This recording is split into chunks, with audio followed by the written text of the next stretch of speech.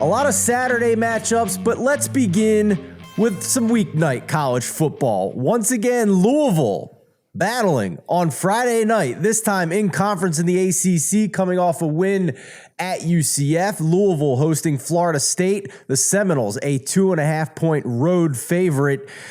Brett, we had Florida State go 2-0, get that crazy wild week 1 win against LSU, took care of business against Duquesne. Louisville comes back after a week 1 stinker at Syracuse and wins at UCF.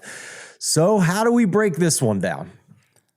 I don't know what the schedulers at Louisville were thinking to go late night Saturday in Syracuse, flip it around, short week Friday in Orlando, somehow, some way they get the win there, and then they're turning around for another Friday game at home. So even though they have that, that they didn't play on Saturday and now they're playing on Friday, they're still at a rest disadvantage because Florida State was off last week. So I'm interested to see if that makes a difference. Florida State with a little bit more time to prepare for Louisville.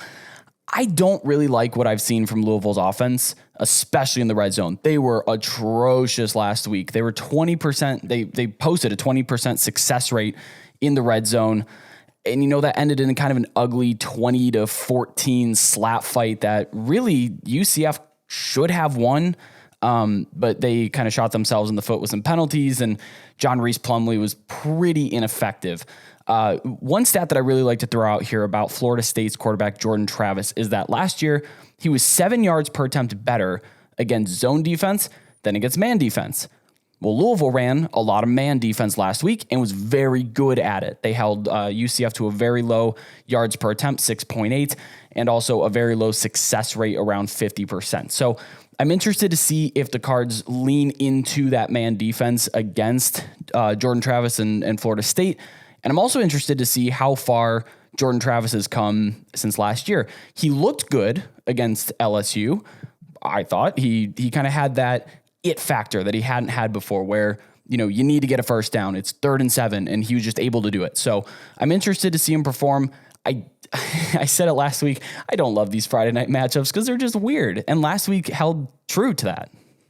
For sure, Malik Cunningham against Florida State in a 31-23 road win a year ago, 25 of 39, 264 yards and 2 touchdowns, no picks for the Louisville quarterback.